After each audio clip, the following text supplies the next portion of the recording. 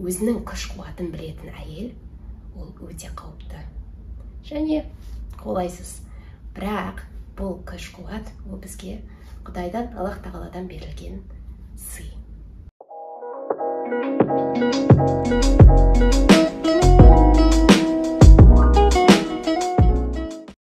Хай, сәлем. Өз-өзіңді дамытуда, өз-өзіңмен жұмыс жасауда, өз-өзіңді өсіруде қасында әрдайым бірге жүретін құрбың мен Аяжан боламын. Егер сіз менің түрімді бірінші рет көріп тұрған болсаңыздар, қош келдіңіздер. Сіздер ары қарай менің каналымда қалады деп үміттенемін. Подписка басып қойыңыздар, комментарий жазып қойыңыздар, лайк басып қойыңыздар. Ал егер сіз менің түрімді уже бірнеше рет көріп тұрған болсаңыздар, sending my love. I love you guys. Енді сіздерге алғысым шексіз. Бүгінгі видео өте қызық болады. Ал бастаймыз. Бұл нәрсені біз мектепте білу керекпіз. Бізге осыны мектепте үйрету керек. Осы видеода мен сіздің көзіңізді ашатын mind blowing информациямен бөлісетін боламын. Менімен бірге қалыңыздар.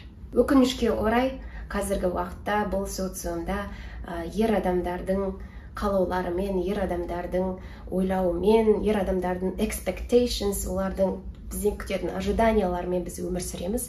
Яғни ер адам мен әйел адамды бірдей ретінде көреді. Ер адам мен әйел адам бірдей результат көрсету керек, бірдей эффективді болу керек, продуктивный болу керек деп күтеді. Бірақ әйел адам мен ер адам өте бөлек. Олар табиғаты да бөлек, өте бөлек нәрсе. Мен сізге бір секрет айтайын. Сен әр күнде бірдей эффективная болуға міндетті емессің. Ол просто мүмкін емес. Себебі бұл сенің табиғатың. Сен әйелсің. Мысалы, білесіздер ғой, мысалы, күнде бір спортпен айналысып жүреміз, күнде бір эффективный болып жүреміз, соцсетте активный болып жүреміз, жұмыста да бәрімен сөйлесіп, андай экстраверт болып, сөйтіп күшті болып жүреміз да, и бац! Бәрін жек көреміз, ешнәрсе істегіміз келмейді, басым ауырады, ішім ауырады, деп сондай жалқауланып қаламыз.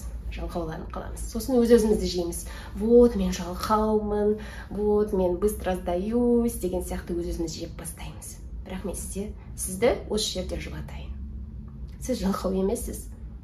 Это просто ваши гормоны. Бұл сіздің гормоныңыз, бұл сіздің табиғатыңыз. Успокойтесь, я? Take it easy, girl. Ер адамдардың циклы ол күн сияқты. 24 сағат бойы олардың гормондары осылай түп-түзу линия ретінде жүреді. Ал әйел адамдар, олар ай сияқты. Олар 24 сағат емес, 28 күн бойы жүреді олардың циклдары. Және олар бұлай сызық ретінде емес, олардың циклдары бұлай толқын сияқты ретінде жүреді. Яғни біздің гормондарымыз көтеріледі, түседі, көтеріледі, түседі. Біз әртүрлі боламыз 28 күнде. Біз ай сияқтымыз. Ал ер адамдар күн сияқты.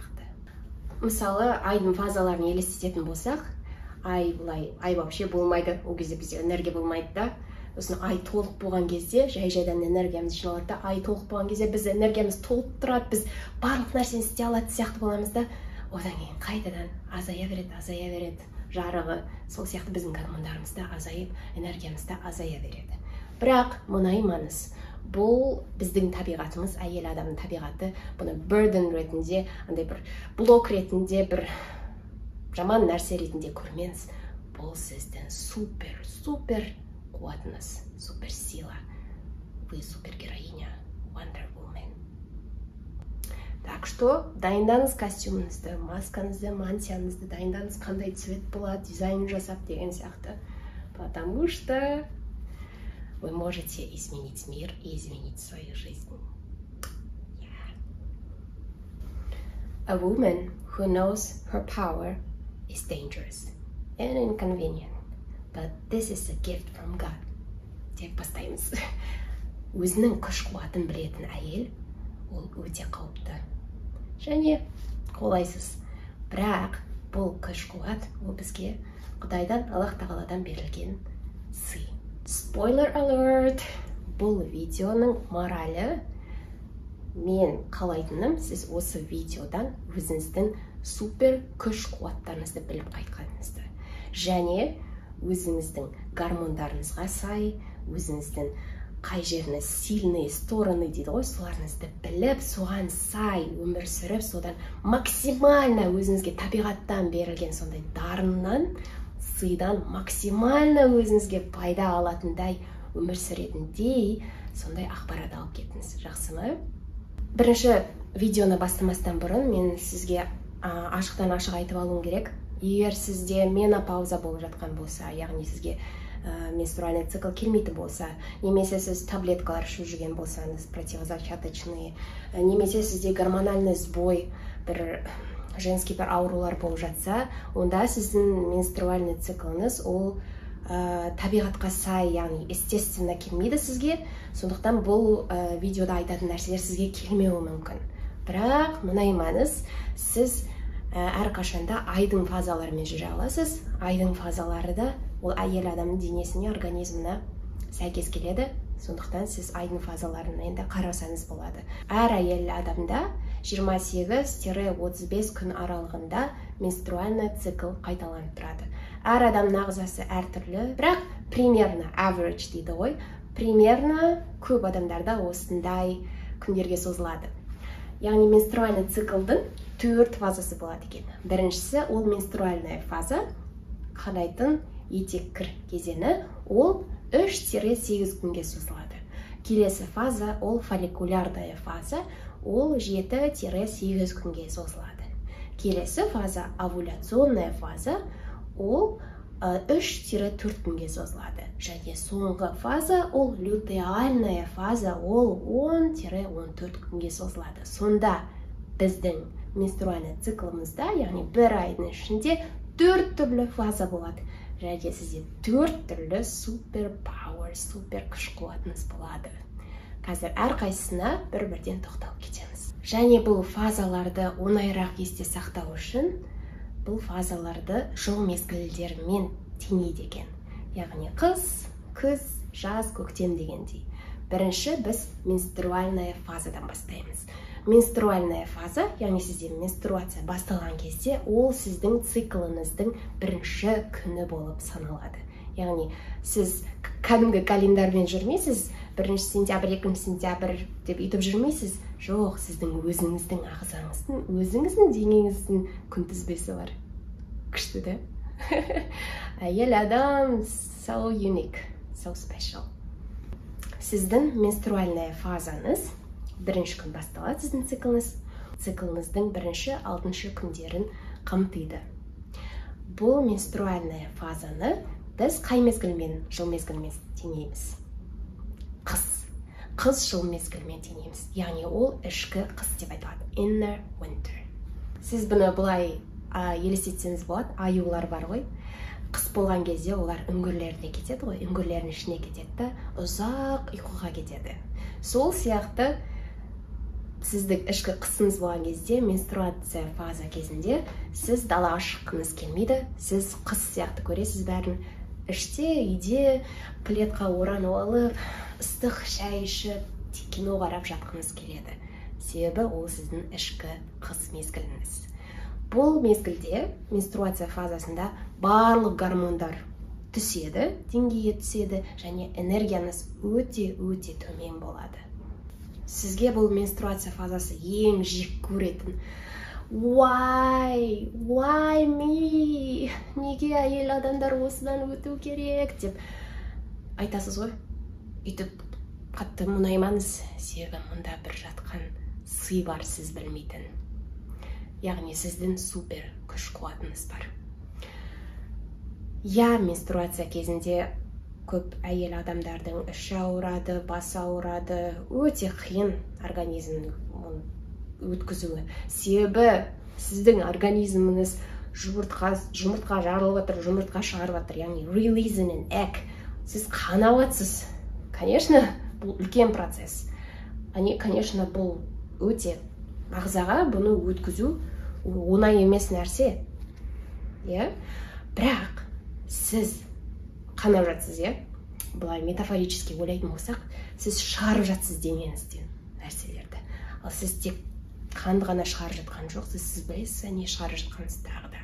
Сіз өміріңізде осы цикл бойы, бір ай бойы жиналған токсиктің бір травмаларды, бір андай біреуге обидаларды, өміріңізде керек емес бір нәрселерді, эмоциональный нәрселерді, солардың барлығын сіз шығарып жатсыз. Яғни сіз тазарып жатсыз.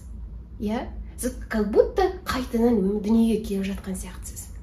Яғни сізден регенерация болып жатыр ғой, Сіз қайтадан обновление болып жатыр сізде. iOS апдейт болып жатыр. 15-тен 16-ға көтеріліп жатсыз деген сияқты сіздің денеңізде апдейт болып жатыр. Яғни сіз барлық сізге пайдасы келмейтін нәрселердің барлығын шығарып жатсыз. Яғни былай spiritual way дейді ғой, яғни рухани түрде сіз тазарып жатсыз. И физикалық жағынан да тазарып жатсыз. Бірақ сіздің мында күш қуатыңыз бар ғой, осы менструальный фазада, ол әйел адамның интуициясы, ол ең мықты интуиция, білесіз ба? Сіз білдіңіз оны? Өзінің follow your guts дейді ғой, сіздің ішіңіздегі интуиция, бірандай бір feeling болады ғой, бір что-то мен былай сезіп тұрмын, мынау что-то дұрыс емес жер сияқты дейді. Мен осыны бастағым келіп тұр, мен бір что-то есть там деген сияқты болады ғой, бір филингтар. Сіз соны тыңдаңыз, потому что ол сіздің интуицияңыз, Осы менструальная фаза кезінде әйел адамның интуициясы прям пикта тұрады екен. Ең жоғары деңгейде прям қалай өзіңіз тыңдайтын, өзіңізге көңіл бөлетін кез осы менструальная фаза кезі екен. Вау! Осыған дейін менструальная фазаны burden ретінде андай бір жаман бір не жом нәрсе ретінде көріп жүрдім, бірақ біздің ең мықты кезіміз, біздің супер күш қуатымыз, ең мықты болатын кез, интуициямыз күшті болатын, өмірімізді шешетін нәрсе осы менструальная фаза екен. Менструальная фаза кезінде сіздің эмоцияларыңыз өте мықты болады, яғни сіз қатты эмоциональный боласыз. Бірақ ол андай, женщины, их гормоны деп айтады ғой адамдар. Ты просто женщина деп ше. No. Егер сіздің эмоцияңыз андай жылай беретін болсаңыз, бір ренжіп қала беретін болсаңыз, онда сіздің интуицияңыз, сіздің ішкі даусыңыз сізге бірдеңе айтып тұр. Бұл бостан босқа емес, бұл бірдеңе білдіреді. Сондықтан прислушайтесь к себе, жақсы ма? Егер жылағыңыз келсе, мен неге жылағым келіп тұр? Не болды деген сияқты өз-өзіңізді тыңдаңыз, себебі әр эмоцияның түбінде себеп болады. Тем более менструация фаза кезінде. Сондықтан менструация фаза кезінде, сол циклның 1-6 күндері аралығында бұл self-care season, Яғни сіз өз-өзіңізге мән беретін, өз-өзіңізге уақыт бөлетін, көңіл бөлетін кез осы идеальный кез. Сіз көп journaling жазыңыз, яғни көп күнделік жазыңыз, толтырыңыз. Яғни өзіңіздің ойларыңызбен, өзіңіздің сезімдеріңізбен бірге отырыңыз, өзіңіздің өміріңізді анализировать етіңіз. Ең қуатты сіздің интуицияңыз, ең мықты сіздің inner voice, сіздің ішкі даусыңыз прям деп шыңғырып тұратын, прям clear, тап-таза ести аласыз ішкі жан даусыңызды. Соны тыңдайтын кезең. Жақсы, менің кеңестерім менструация фазасында не істеу керек? Ол ұйықтау.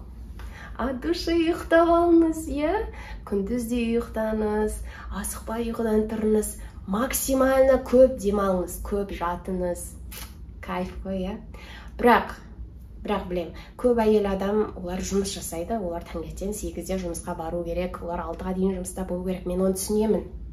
Бұл дегеніміз сіз бастығына звондап, менде менструация басталды, так, мен 6 күнге больничный аламын. Жоқ, так не работает. Өкінішке орай, мир так не работает. Сіз барасыз жұмысқа, жүресіз, бірақ сіз aware дейді ғой, self-aware. Сіз біліп тұрасыз өзіңіздің ағзаңыз қазір қандай состояниеде екенін, гормондарыңыз қандай состояниеде екенін, және өзіңізге жұмсағырақ, мейірімдірек қарайтын боласыз. Өз-өзіңізді тыңдайтын боласыз, жақсы ма?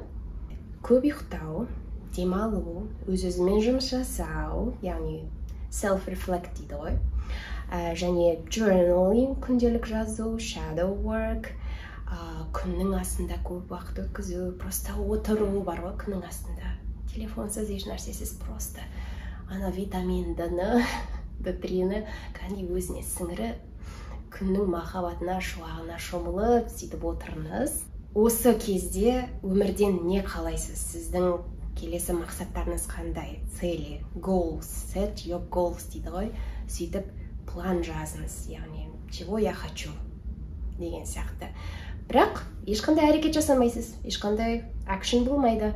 Тек ойлайсыз сол туралы, жақсы ма? Тек ойлау ғана. Ешқандай физикалық андай бір мен жұмыс істеуім керек, бірдеңе істеуім керек деген жоқ. Расслабьтесь. Бұл қыс, ішкі қысыңыз, иә? Сіз демалу керексіз. Просто ментально бүйтіп ойлайсыз, жақсы ма? Жеңіл заданиялар болады, жеңіл задачаларда фокус жасаңыз, кітап оқыңыз, просто диванда жатыңыз. Просто максимально өзіңіз қалай демаласыз, солай демалыңыз. Өз-өзіңізге ерік беріңіз. Workout, жай баяу workout, яғни жай easy yoga, easy pilates. Просто жай жүру. Менструальная фаза кезінде сіз ешкімді көргіңіз келмейді, негізі честно. Сіз андай үлкен пати вечеринкаларға бара алмайсыз, себебі сіз барсаңыз да сіз you're not best yourself. Сіз андай прям өзіңіздің ең күшті версияңыз болып тұрмайсыз, потому что вам не до этого. Сіз менструация фаза кезінде сондай қоғамдық social активитиларға лимит қоясыз, және көп жақын адамыңызбен көп құшақтасу, бірге отыру, бірге әңгімелесу, өз-өзіңізбен болу. It's just fine, perfect. Бұл қыс қой, ішкі қыс. Біз қыс кезінде біз жылы тамақтар көп ішеміз, иә? Сондықтан сіз сорпа, көже дейді, ондай жылы тамақтар болады, комфортный. Сондай тамақтарды көп ішіңіз. Тут no. Категорически no. Менструальная фаза кезінде сіз кофеиннен қашу жүріңіз прям. No coffee, no strong tea. Care for yourself, okay? Өз-өзіңізге мейірімді болыңыз, ондай зиян тамақтарды бермеңіз ағзаңызға, жақсы ма? Келесі фаза, ол фолликулярная фаза. Қыс мезгілінен кейін келесі мезгіл, ол көктем. Яғни фолликулярная фаза, ол ішкі көктем деп саналады. Яғни далада барлық нәрсе гүлдеп бастайды, күн жылып бастайды, күн шығып бастайды, уже терезені ашып, не отыр далада деп, ондай уже далаға шыққың келеді деген сияқты, қалың киімдеріңді шешіп деген сияқты, сондай ішкі көктем басталады. Барлық нәрсе гүлдеп бастайды, сіз гүлдеп бастайсыз. Циклыңыздың 7-14 күндері. Фолликулярная фаза кезінде эстроген және тестостеронның деңгейлері, гормондары көтеріліп бастайды. Яғни сіздің ағзаңызда фолликула, яғни жұмыртқаның жетілуі басталып жатады. Ол да гүлдеп бастап жатады. Энергияңыз, креативностіңіз қайтадан көтеріліп бастайды. Фолликулярная фазадағы сіздің супер күш қуатыңыз, ол сіздің креативностіңіз. Және сіз өте андай батыл кезіңіз. Super brave, super creative. Let your imagination flow and glow. Яғни сіз максимально өзінің қиялыңызды, ойларыңызды, идеяларыңызды максимально пайдалануға тырысыңыз осы кезде. Көп планирование жасаңыз, көп жоспарлар құрыңыз, жаңа проекттер бастаңыз. Себебі сіздің креативностіңіз прям толып тұрған кез осы кез. Және жаңа нәрселерді пробовать етіп бастауға, жаңа нәрселерді үйреніп бастауға. Себебі сіз сондай батылсыз осы кезде, андай бір приключение керек болып тұрады сізге осы кезде. Идеальный момент, идеальный сезон. Осы циклыңыздың 7-14 күндері аралығында. Сіз бұл фолликулярная фаза кезінде не істей аласыз? Жаңа проекттер жоспарлап бастай аласыз, уже или бастап кете аласыз. Және де креативный бір активитилармен айналысуға болады сізге. Таңертең ерте тұрып бастауға болады. Себебі таңертең ерте тұрсаң көп шаруа бітіресің деген сияқты. Жаңа нәрсе үйреніңіз, үйіңізде органайзинг және андай тағы да заттардың орнын ауыстырып, декорация құрып деген сияқты сөйтіп істесеңіз болады. Себебі сіз креативныйсыз, уже жаңа взглядпен, жаңа көзбен қарайсыз барлық нәрселерге. Осы фолликулярная фаза кезінде крафтпен айналысуға болады. Яғни творчествомен. Сурет салсаңыз болады, боясаңыз болады, гончарныйға барыңыз, эпоксидный смоланы көріңіз. Ойыңызға не келеді, сонда любой нәрсені айналысаңыз болады. Сіз достарыңызбен көбірек шығуға болады, себебі сізде энергия бар уже. сөйлескіңіз келеді, адамдарды көргіңіз келеді. Біз адамбыз, біз всегда үйде отырып өзімізбен жалғыз бола берсек, это невозможно. Сол осы фолликулярная фаза кезінде достарыңызбен көп кездесіңіз, свиданияларға барыңыз, күйеуіңізбен или бос болсаңыз свиданияларға барыңыз, қонақтар шақырыңыз, вечеринка жасаңыз, достарыңызды шақырып. Және де андай басқа бір событияларға, басқа бір андай конференция, вечерларға, концерттерге баруға идеальный время. Осы фаза кезінде темір, клетчатка, витамин В12 тамақтар, витаминдері бар. Көп тамақтарды жеуге тырысыңыз. Фолликулярная фаза осындай, ішкі көктем. Қайтадан тіріліп, қайтадан жаңарып, өсіп, blooming, гүлдеп бастайтын кезеңіз осы фолликулярная фаза. Келесі фаза, овуляциялық фаза. Oh yeah, girl! Бұл сіздің прям супер-пупер женщина болып тұратын кезіңіз. Овуляциялық фаза ол жыл мезгілі, жаз мезгілі. Ол сіздің ішкі жазыңыз. Жазда барлығы күн жарқырап тұрады, барлығы көйлекпен жүреді, андай жап-жасыл барлығы, пляжға барады, адамдар демалады, каникул кезеді, коктейли, түнге дейін қыдыру.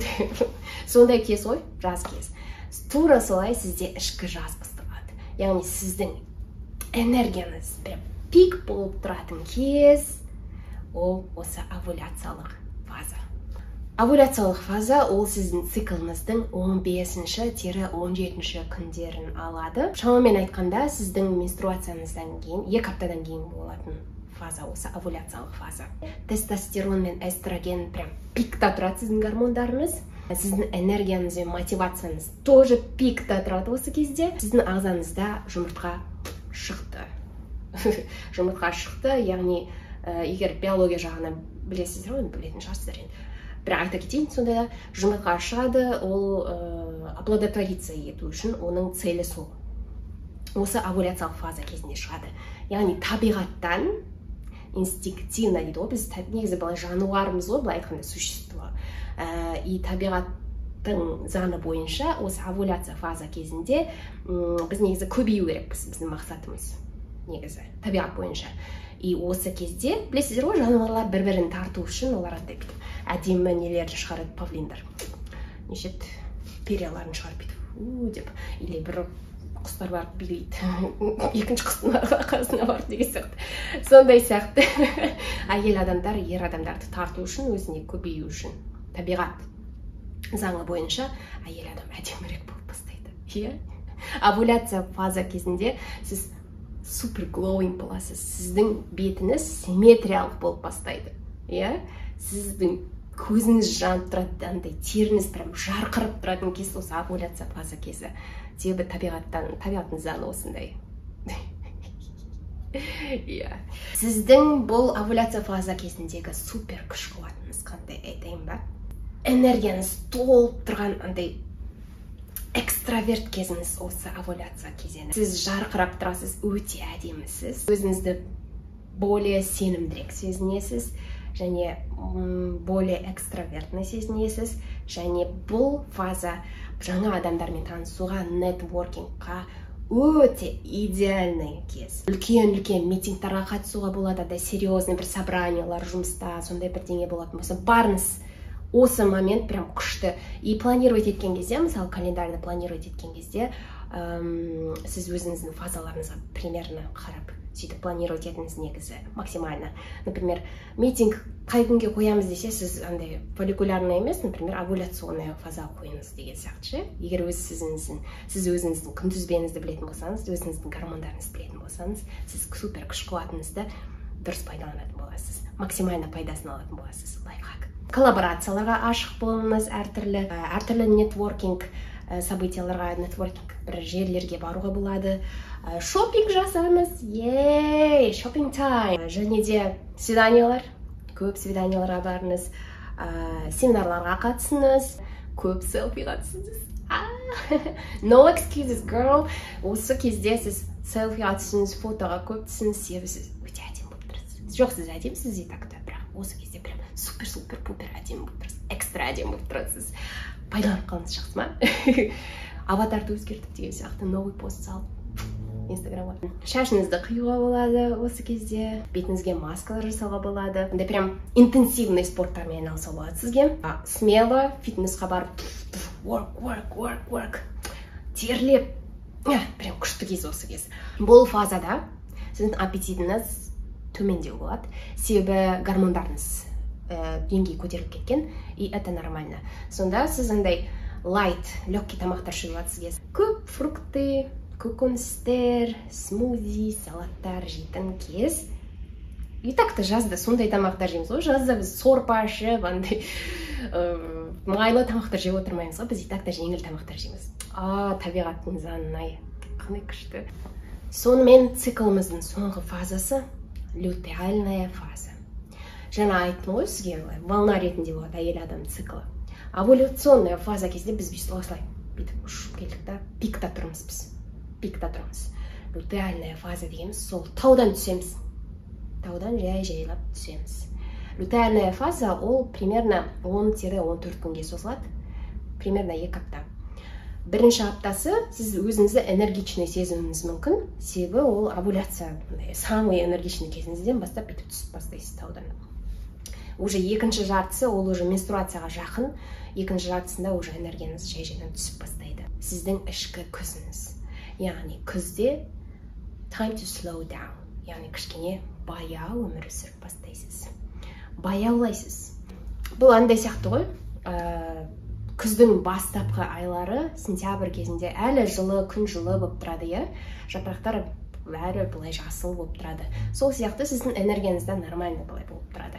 Бірақ уже екінші жартысында күздің октябрь-ноябрь кезінде уже сіз жапырақтар уже все, ағаштар уже жалаңаш, күн суып бастайды, жаңбыр көп жауады деген сияқты тура сондай өзгерістер сіздің ағзаңызда болып жатады. Бұл сезон лютеальная фаза кезінде season of letting go.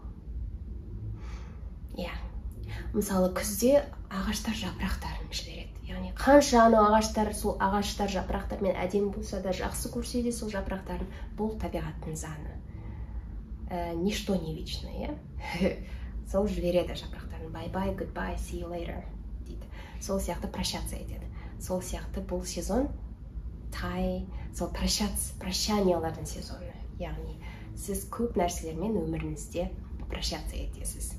Яғни қандай заттармен? Өзіңізге пайда келтірмейтін сондай заттармен. Лютеальная фаза ол овуляция мен менструацияның арасындағы кезең. Бұл сіздің циклыңыздың 19-28 күндерін қамтиды. Прогестерон деген гормон шығарылады. Эстроген мен тестостеронның деңгейлері төмендейді. Сіздің энергияңыз төмендейді, бірақ сіздің пищеварениеңіз, метаболизміңіз оянады. Метаболизм жақсы болады. Сіздің аппетитіңіз оянады. Аппетитіңіз прям күшті болады осы кезде. Егер осы кезде көп тамақ жейтін болсаңыз, түнде тұрып холодильниктен алып или снэктар күндіз жей беретін болсаңыз, өзіңізді жемеңіз. Иә? Жақсы ма? Бұл сіздің организміңіз. Жақсы ма? Окей? Все нормально. Все окей. You good girl. Лютеальная фаза кезінде, яғни ішкі күз кезіндегі сіздің супер қуатыңыз қандай? Эмоцияларыңыз күшейе бастайды. Бұл күш қуат. Бұл сіздің супер қуатыңыз. Иә. Сіз осыған дейін жасырып келген, басып келген эмоцияларыңыз хватит, I'm done деп кетіп, өздерінің түрлерін көрсететін эмоцияларыңыз сол кез. Білесіздер ғой, әйелдер ПМС деп айтады ғой, менструацияның алдында әйел адамдар супер эмоциональный, супер сенситив, чувствительный болып кетеді, супер андай бәріне деп жүретін кез деп ше. Ну, это не зря. Это не зря. Я білем стереотипті. Адамдар прикол ұстайды оған, бірақ бұл прикол ұстайтын нәрсе емес. Эмоцияларыңызға прислушиваться етіңіз, жақсы ма? Оның түбінде бір себеп бар. Лютеальная фаза кезінде фильтрация. Сіздің фильтріңіз прям күшті болып тұрады. Яғни сіз фильтрация жасап бастайсыз. I don't want this in my life. Okay, I'm done with this. Bye-bye дейтін кез. Яғни сіз уже, сізге не ұнамайды? Сіз кіммен общаться еткіңіз келмейді. Сізге не нәрсе уже шаршатты сізді. Вы уже не можете больше терпеть деген сияқты. Сондай нәрселер уже анық сізге айқын көрініп бастайды. Яғни фильтрация басталады, сортировать етіп бастайсыз. Және де осы кезеңдегі супер күш қуатыңыз ол прощаться ету заттармен, яғни отпускаешь, андай со спокойной душой letting go. Күз сияқты, күзде адамдар көкөніс жемістерді жинайды ғой, сол сияқты сіз де жинайсыз барлығын. Яғни анализ жасайсыз, барлық нәрселерді аяқтап бастайсыз, андай результат қойып ше, андай conclusion дейді ғой, заключение құрастырып сөйтіп бастайсыз. Және де көп анализировать етесіз, интуицияңыз қайтадан көтеріліп, жай-жайдан көтеріліп бастап келе жататын кез осы күз кезі, ішкі күз кезінің супер күш қуаты осындай. Сіз әртүрлі проект жобаларды аяқтап бастасаңыз болады, талдап, заключение жасап, айтылмай қалған, бітпей қалған нәрселерді аяқтайтын кез, айтатын кез осы кез енді. Және де детальный, фокусированный жұмыстар жасаңыз, яғни көп андай әрекеттер, адамдармен сөйлесу, ондай шаруалар емес, андай более такой бір орында отырып, детальный фокус жіберетін жұмыстарды жасаңыз. Journaling бастаңыз, қайтадан күнделік жазып, қайтадан анализировать етіп, reflection жасаңыз, осы өткен айыңызға сіздің қандай жоғары кездеріңіз болды, қандай төмен кездеріңіз болды деген сияқты. Және не нәрсені өмірімде жіберуім керек, не нәрсе больше маған пайдасын әкелмей жатыр деген сияқты нәрселермен қоштасатын кез күнделікке жазыңыз, соны анализировать етіңіз. Ол деген тек адамдар, отношения, жұмыс ондай ғана емес, ол сіздің негативный установкаларыңыз болуы мүмкін, бір вредный привычкаларыңыз болуы мүмкін, солармен қоштасатын кез, иә? Және де бұл кезде сіз өз-өзіңізге экстра мейірімді болыңыз, экстра жұмсақ болыңыз. Сіз үйде свечалар жағып, медитация жасап, терең тыныс алып, демалып деген сияқты травяной шайлар ішіп бастап, үйде телевизор, кино қарап, сериал қарап бастасаңыз болады. Өз-өзіне уақыт бөлуді приоритетке қойыңыз. Спокойный болуды, более приземленный болуды, в моменте болуды, соны практиковать етіңіз, жақсы ма? Бұл кезде сіз уже адамдар көріп бастағыңыз келмейді деген сияқты, уже более жақын компаниямен, жақын достарыңызбен, екі-үш достарыңызбен кездесіп сөйтуге болады. Спорттың интенсивностін жай-жайдан азайтып бастайсыз. Яғни қайтадан аюға қайтып келеміз. Аю бар ғой, ол аю қыс келместен бұрын қысқа дайындалу үшін жаңағы майларын, өзінің майларын дайындайды ғой, ұйықтау үшін, ешқандай тамақ ішпес үшін. Сол сияқты сізде организміңізде қысқа дайындалу басталады. Яғни сіз тамақтарды, запастарын жинап бастайсыз. Яғни сіздің аппетитіңіз көтеріледі. И это нормально, жақсы ма? Осы видеода сіз өзіңіздің супер күш қуаттарыңызды біліп қайтыңыз. Қайтадан заключение ретінде бір қайталап жіберейік. Бірінші фаза, менструальная фаза кезінде сіздің супер күш қуатыңыз, интуицияңыз пикта болады. Ішкі жан дауысыңыз прям clear, тап-таза болады. Осы кезде сіз өміріңізде не қалайтыныңызды, соны жоспарлайтын, планировать ететін, өз-өзіңіздің ойларыңызбен анализировать ететін, journaling көп жасайтын кез. Екінші күш қуатыңыз, фолликулярная фаза. Ішкі көктем кезіндегі біздің ең мықты күш қуатымыз ол креативность, батылдық. Біздің креативностіміз, идеяларымыз, қиялларымыз прям пикта тұратын кез. Осы кезде көп жоспарлаңыз, жаңа проекттер бастаңыз, жақсы ма? Келесі фаза овуляциялық фаза. Овуляциялық фазада біздің күш қуатымыз. Біз супер-пупер әдеміміз. Және біздің мотивациямыз, энергиямыз пикта болады. Біз супер sociable адамдармен сөйлесе аламыз, андай күшті әңгімелесіп кете аламыз, сондай кезіміз. Біз бұл овуляция кезінде даже андай тауды орнынан қозғайтындай бір энергия толып тұратын кез. Ең мықты кезіміз даже ер адамдардан асып кетуіміз де мүмкін осы кезде. Үшінші фаза лютеальная фаза. Ол лютеальная фаза кезінде біздің күш қуатымыз, ол біздің эмоцияларымыз қарқынды болып бастайды, біздің интуициямыз көтеріліп бастайды, және біз фильтровать етіп бастаймыз. Фильтрация күшті жүреді. Не нәрсе бізге ұнамайды, не нәрсемен қоштасуым керек деген сияқты анализ жасап, заключение жасап бастайтын кез. бұл видео сізге өте пайдалы болды деп ойлаймын, және сіз өзіңіздің күш қуаттарыңызды дұрыс пайдаланасыз деп ойлаймын. Бұл нәрсе, общий нәрсе, cycle thinking деп аталады. Яғни адамдар өздерінің циклдарына байланысты, циклдарына сәйкес лайфстайл, өмірлерін сондай сәйкестендіреді. Сізде бүгіннен бастап осылай бастасаңыз болады, яғни календардың сандарымен емес, өзіңіздің ағзаңыздың күнтізбесімен жүруге болады. Мен сізге кеңес ретінде Flow деген приложение бар. Қосымша сол Flow деген приложенияға егер тіркелмеген болсаңыз, тіркеліңіз. Сонда сіз менструация кездеріңіздің барлығын жазып тұрасыз, тіркеп тұрасыз, және ол сізге циклдарында көрсетіп тұрады. Яғни, мысалы, сіз бірінші күн менструация болған кезде бір деп үстіне шығып тұрады.